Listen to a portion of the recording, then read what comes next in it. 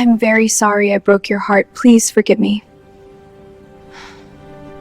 In the bustling halls of elite secondary school in Abuja, Nigeria, where students donned crisp blue striped shirts paired with navy blue trousers, young Ade stood out, not for his brilliance, but for the relentless mockery that followed him like a dark cloud.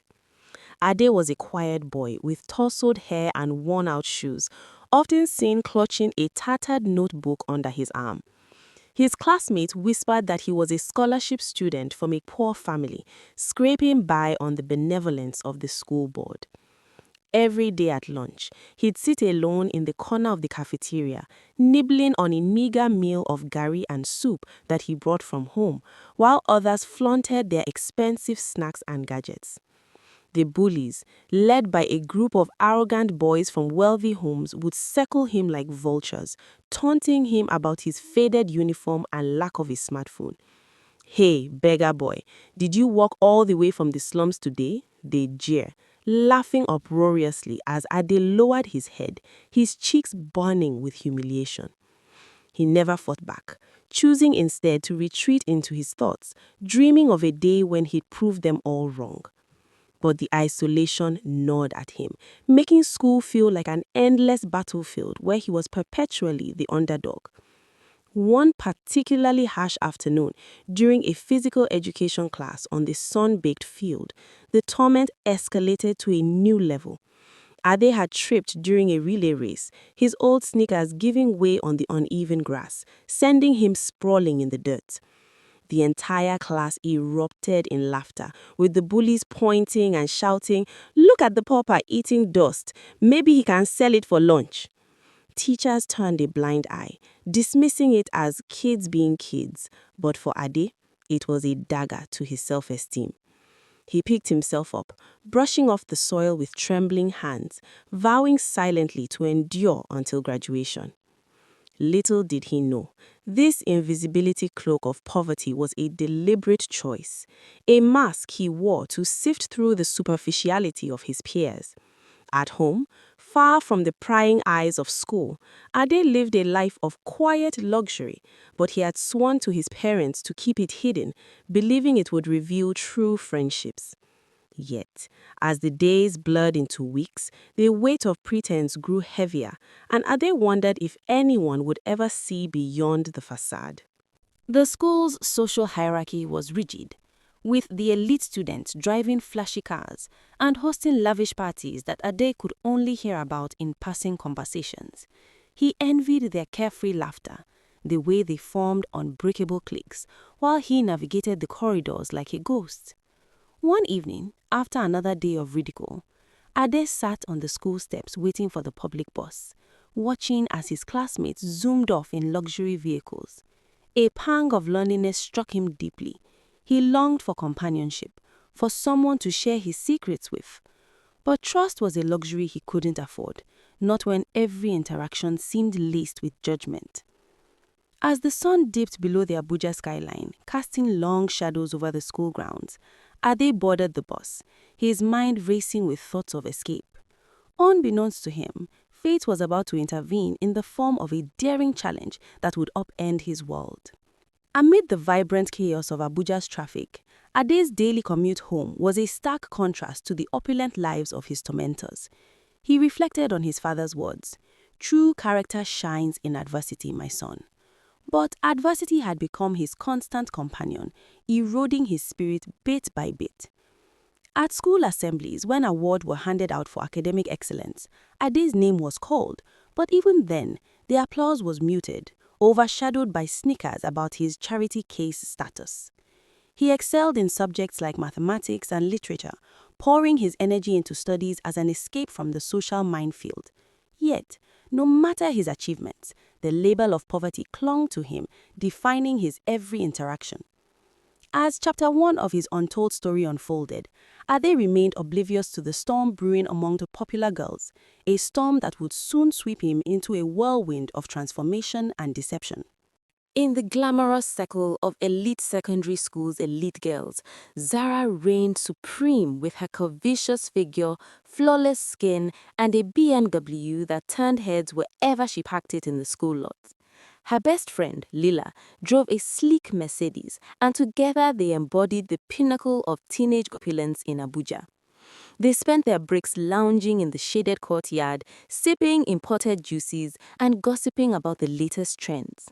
One lazy afternoon, as the sun filtered through the palm trees, Leela proposed a daring game to spice up their routine. Let's dare each other to do something wild, she suggested with a mischievous grin. The group erupted in excitement, and when it was Zara's turn, Leela dared her to take the most unpopular, poorest boy in school, give him a complete glow-up, and turn him into a campus sensation. Zara laughed it off at first, her eyes widening in mock horror, but the dare hung in the air like a challenge she couldn't ignore. A dare is a dare, Leela insisted, her voice laced with playful menace as the others nodded in agreement, their luxury bags glinting in the sunlight. For the next 2 days, Zara's friends scoured the school like detectives on a mission, evaluating every overlooked boy in their blue-striped shirts and navy trousers. They dismissed several candidates as not poor enough or too average, their criteria strict and unforgiving. Finally, during lunch in the crowded cafeteria, they spotted Ade sitting alone, his uniform slightly rumpled, picking at his simple meal. "That's him!" Lila exclaimed, pointing discreetly. "The ultimate underdog, bullied, invisible, perfect for the dare." Zara's heart sank as she glanced at Ade. He seemed so unassuming, lost in his book, unaware of the plot unfolding around him. She protested vehemently, shaking her head and whispering, "No way, he's too ordinary. Pick someone else." But her friends were relentless, chanting, "Dare is a dare," until she relented with a sigh, her competitive spirit overriding her hesitation. Deep down, Zara felt a twinge of guilt, but the thrill of the challenge ignited a spark of curiosity about this mysterious boy. As the school day ended, Zara watched Ade from afar as he trudged toward the bus stop, his backpack slung over one shoulder. She imagined the transformation, new clothes, a stylish haircut, and wondered if he could really change someone's life. That evening, at a lavish dinner party in her family's upscale home in Maitama, Zara confided in Leila about her doubts. "What if he finds out it's all fake?" she asked, twirling her fork nervously. Leila waved it off, assuring her it was just harmless fun. But Zara couldn't shake the unease. She had always prided herself on being kind-hearted beneath her glamorous exterior. The dare loomed over her like a double-edged sword, promising excitement but risking emotional fallout. Little did she know, this impulsive game would unravel layers of secrets and forge unexpected bonds. The following morning, Zara arrived at school in her BMW, the engine purring smoothly as she parked. Her mind raced with plans on how to approach Ade without arousing suspicion. She decided to start small, perhaps a casual conversation in class. As the bell rang for the first period, she took a deep breath, steeling herself for the act. Her friends watched from the sidelines, giggling in anticipation, their Mercedes gleaming nearby. The dare had officially begun, setting in motion a chain of events that would blur the lines between pretense and genuine affection, suspense building with every calculated move. From the very next day, Zara embarked on her mission with calculated charm, approaching Ade during break time in the school courtyard where students mingled under the acacia trees. She flashed her brightest smile, introducing herself as if they were old acquaintances, and offered him a piece of her gourmet sandwich from a high-end cafe in Abuja. Ade looked up in bewilderment, his eyes wide behind his glasses, unused to such attention from someone like her. "Why me?" he stammered, but Zara waved it off with a laugh, saying she just wanted to make a new friend. The school buzzed with whispers as students noticed the unlikely pair, the beautiful girl in designer accessories chatting animatedly with the pauper boy. Zara continued her efforts, bringing him homemade meals packed in elegant containers, filled with jollof rice, fried plantains, and exotic fruits that made his simple lunches pale in comparison. Each interaction was laced with suspense. As Ade wondered about her motives, his guarded heart slowly cracking open. One weekend, Zara escalated the glow-up by inviting Ade on a shopping spree in the heart of Abuja's bustling Wuse market, transformed into a hub of luxury boutiques. She picked out trendy shirts, fitted trousers, and stylish sneakers, insisting he try them on while she waited outside the fitting room, her heart pounding with a mix of excitement and nerves. Ade emerged looking transformed, his awkward posture giving way to newfound confidence. They then visited an upscale salon where a professional stylist trimmed his hair into a sleek fade, and for the first time, Ade saw himself in the mirror as handsome, his features sharpened by the makeover. Zara paid for everything with her platinum card, brushing off his protest with, "It's my treat, you deserve it." As they left, arms laden with bags, Ade felt a surge of gratitude, but a lingering doubt nagged at him. Was this pity or something more? The city light twinkled around them, adding to the intrigue of their budding connection. Back at school, the transformation's impact was immediate and dramatic. As Zara's BMW pulled into the parking lot with Ade in the passenger seat, heads turned, and a hush fell over the gathered students. They stepped out together, Ade in his new attire, looking every bit the heartthrob, and Zara beaming beside him. Whispers turned to gasps. Is that really Ade? With Zara? The bullies who once tormented him now stared in envy, their taunts silenced by the sheer audacity of the scene. Zara felt a thrill of accomplishment, but also a budding affection as she saw Ade's genuine smile. They walked to class hand in hand, the school's social dynamics shifting like tectonic plates, suspense mounting about how long this fairy tale would last. Throughout the week, their interactions deepened, with Zara sharing stories of her life while Ade opened up about his dreams. She brought him coffee during study sessions and they laughed over shared jokes in the library. Her friends watched from afar, their initial amusement turning to subtle jealousy as Zara seemed to genuinely enjoy Ade's company. The plot thickened with each passing day, hints of real emotion weaving into the dare's fabric, leaving everyone, including Zara, questioning where pretense ended and truth began. As weeks turned into months, Zara and Ade became inseparable. Their outings evolving from scripted encounters to genuine adventures around Abuja's vibrant landmarks. They explored the Millennium Park, strolling hand in hand amid lush gardens, sharing ice cream cones while discussing their favorite books and movies. Ade's popularity soared. Classmates who once ignored him now sought his company, inviting him to group hangouts and even parties. Zara's BMW became their chariot, cruising through the city's wide boulevards, with Ade pointing out hidden gems like local art galleries he knew from his poor explorations. One evening, under the stars at a rooftop cafe, Ade confessed his growing feelings, his voice trembling with vulnerability. Zara, caught off guard, felt her heart race. The dare had morphed into something real, suspense building as she navigated the guilt of her secret. Her friends, noticing the shift, grew increasingly jealous, cornering her in the girls' restroom one day. "This was just a dare, Zara. You're falling for him?" Lila hissed, her Mercedes keys dangling like a symbol of their elite status. Zara begged them to keep quiet, tears welling up as she admitted her love for Ade. "Please don't ruin this," she pleaded, the intrigue intensifying with their threats hanging like a sword over her happiness. Meanwhile, Ade basked in the glow of acceptance, his blue-striped uniform now worn with pride, but he sensed undercurrents of tension in Zara's demeanor, adding layers of mystery to their romance. Their school days were filled with stolen moments, notes passed in class, lunches shared under the shade trees, and walks home where they'd linger, reluctant to part. Ade's transformation inspired others. Even the bullies apologized, albeit awkwardly, drawn to his new charisma. But Zara's internal conflict brewed, her affection clashing with the dare's origins, creating suspenseful twists in her mind. One rainy afternoon, as they sheltered under an awning, Ade kissed her softly, sealing their bond, while Zara whispered promises she hoped to keep.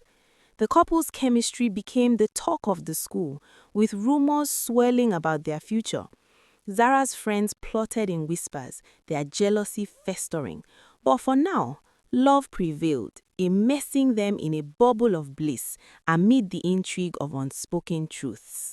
One fateful weekend, Ade decided it was time to reveal his secret, inviting Zara to what he called a special place in the upscale Asokoro district of Abuja. As they drove in her BMW, Zara chatted excitedly, unaware of the bombshell ahead. They pulled up to the gate of the largest mansion in the city, a sprawling estate with manicured lawns, fountains, and security guards in crisp uniforms. Zara's eyes widened in confusion. "What are we doing here?" she asked, her voice laced with suspense. Ade smiled mysteriously as the guards saluted him, calling him young master.